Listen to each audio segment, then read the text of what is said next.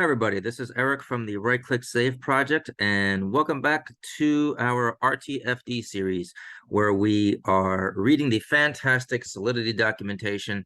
And today we're going over the subcurrency example, and we are still on the basic section where we're going over just some basic smart contracts. And if you're new to this stuff, some of this may not make sense to you, even at the end of the video. That's okay. It will over time. Today we're going to go over some of the more common aspects of Solidity that you're going to see over and over and over again in your journey as a smart contract developer.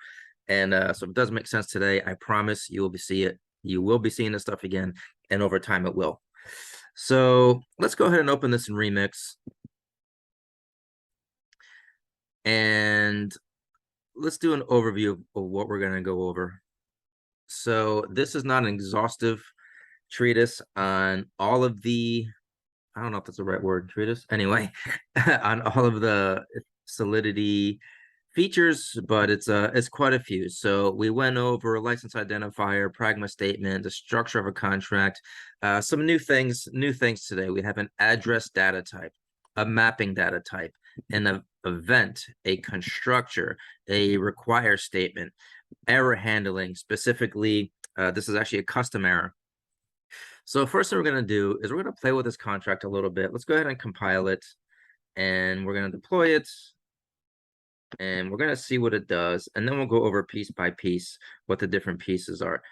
So basically what this is it's a coin. It's a very bare bone, essentially smart currency. I'm sorry, it's cryptocurrency, and it does not conform to ERC20 standards, but it gives us a good foundation to start studying. So what we have is we can do essentially two things. We can mint coins and send them to an address, and if you are an address that receives coins, you are allowed to transfer those coins to whoever you like. So we'll start off with our mint function, and this in Remix, this first contract you get here, that's the one that deployed the contract. So we're going to select a different account, and let's try to mint to ourselves here. Oops, let's copy the address, and we're going to send it to ourselves. Actually, yeah, that's fine.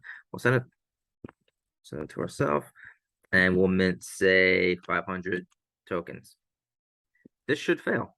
As you can see, the transaction failed, and the reason why is because we do not have authority to mint.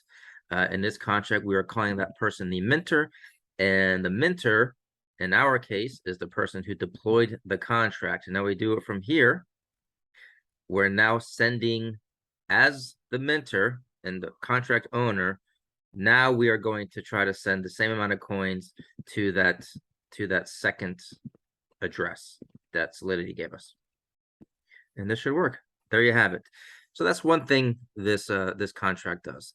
The second thing is it allows us to transfer coins. So if we are, now let's do this.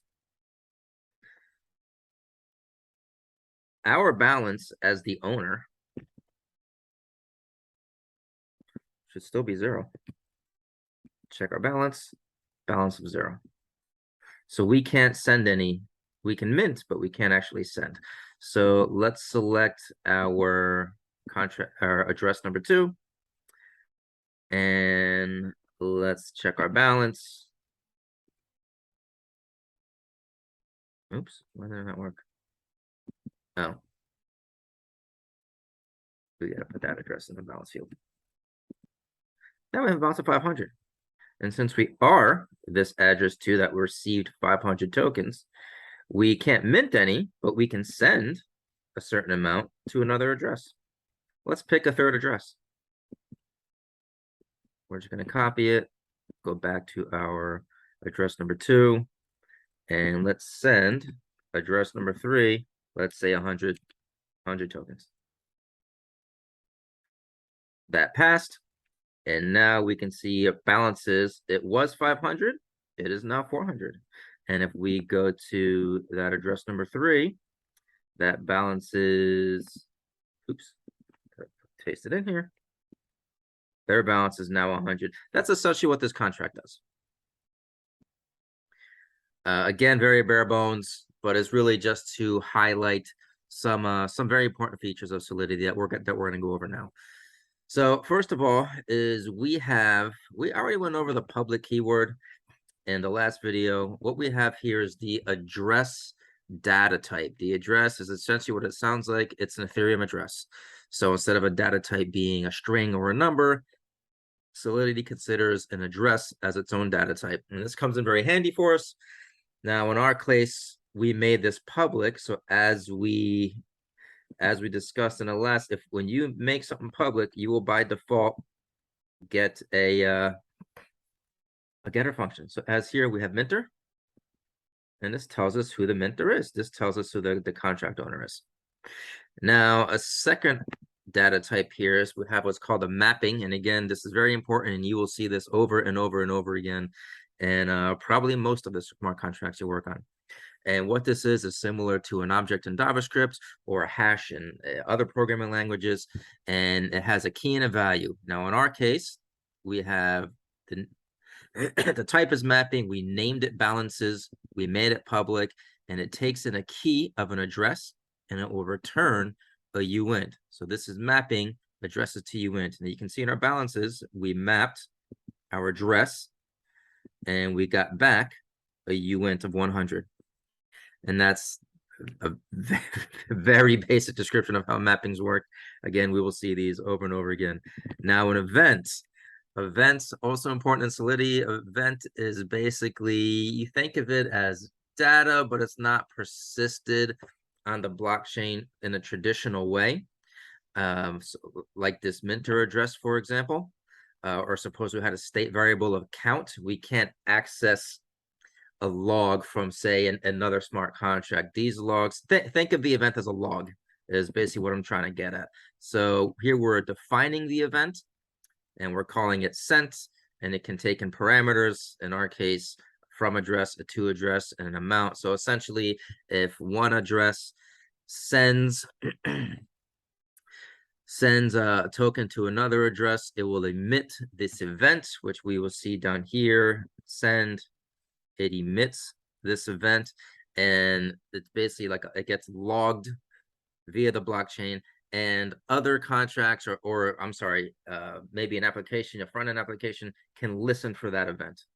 And we'll go over more of that in a second. Now, our constructor, similar to many other languages, you may have seen this before. It is a function that gets called once and only once when the contract is deployed. So after this contract is deployed, we took message.sender. We'll go over that, what it is, but message.sender is basically the address of the person who created a transaction and assigned it to our public minter variable. And this happened right when the contract was deployed.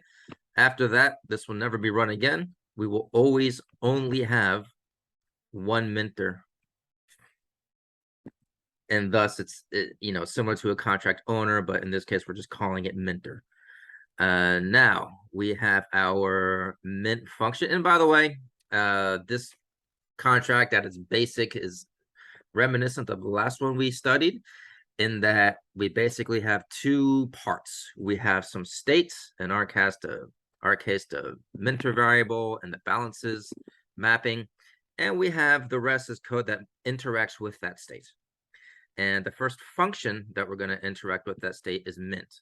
Mint is where we can create tokens and send them to a different address, or I guess even our own address. And again, so now this require statement, essentially what it does, it is require takes in two parameters. We're going to go ahead and add one here. It takes in a check. So this will resolve to true or false. So it's essentially an expression that resolves to a Boolean value. And an error. So we can say must be contract owner / minter. And we'll redeploy that in a minute. So if this expression resolves to false, we're going to throw an error. This will be the error message, and the function will not continue. This function will revert, the whole transaction will revert and basically undo itself. And essentially nothing will happen. There will be no change made to the blockchain. Now this mint function takes an address called receiver, the data type of uint called amount. It is a public function, and we have our require check. And if this were to resolve to true, computation would continue, and then our balances mapping, and this is how you receive, or this is how you get, this is how you access an entry in the mapping. We have our balances, we have our brackets, and a receiver. So this would be an address, and then that will tell us the address at, the uint associated with this address in this balances data structure will default to a number of 0 and be increased by the amount that's passed in.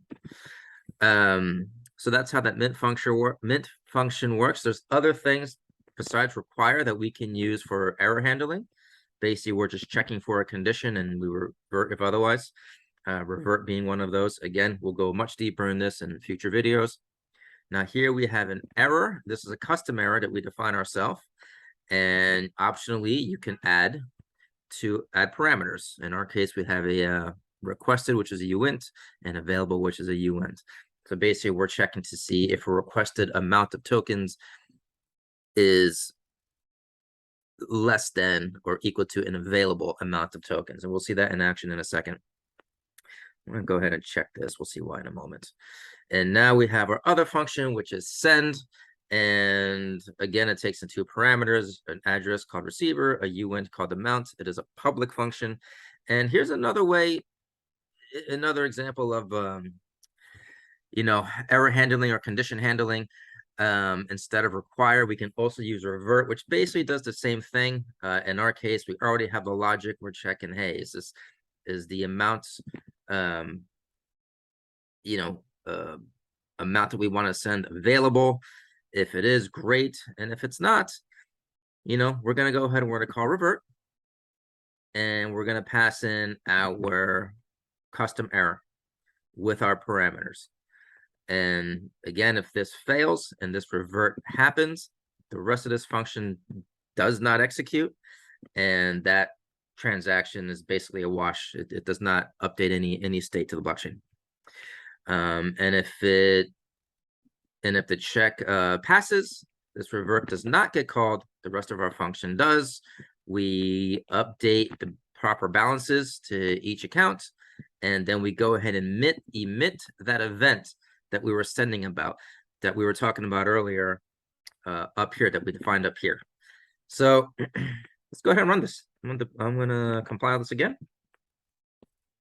I made a few checks. I'm gonna go ahead and deploy it. Let's mint some amount. Let's actually grab the contract. Let's grab this guy. Grab that address. So we're going to send the amount to them. We're going to mint 600 tokens. Go back to our mint. This third account should be the owner, because that's the account we were kind of had in here as we deployed it. So this transaction should work. And it passed. Now I checked this box listed on all transactions. So when we go down in here, we can see it didn't work. Just receiver. I forgot where those events are emitted. Transaction pending. Event sent. Oh, I meant it. I didn't send it. That's why. So now let's go back to the person who received the tokens, which is, who was it? 78731. That's this person. So this person now has, they had 0 before. They now have 600 tokens. And we're going to send those to address 1. Let's go to send. Send to this person. We're going to send them half our tokens. And let's call it transact. Uh-oh. Why didn't it work? Interesting. Insufficient balance.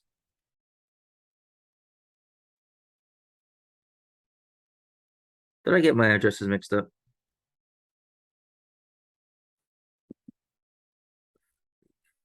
I am in account 583.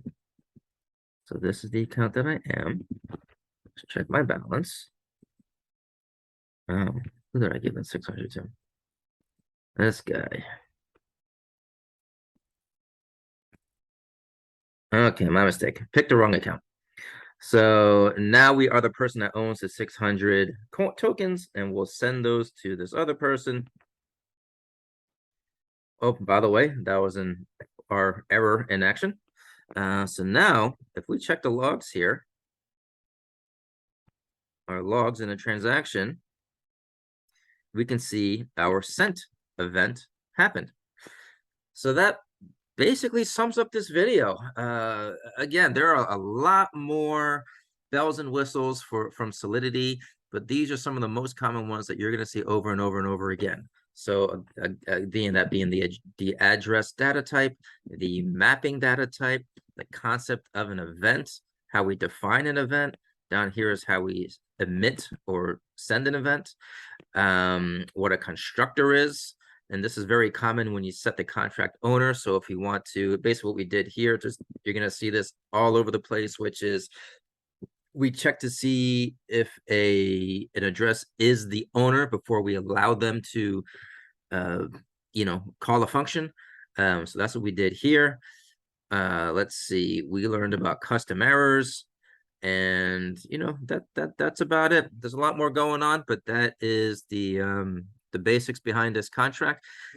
I hope you found this helpful, and my name is Eric. I will work for CryptoPunks. Talk to you later.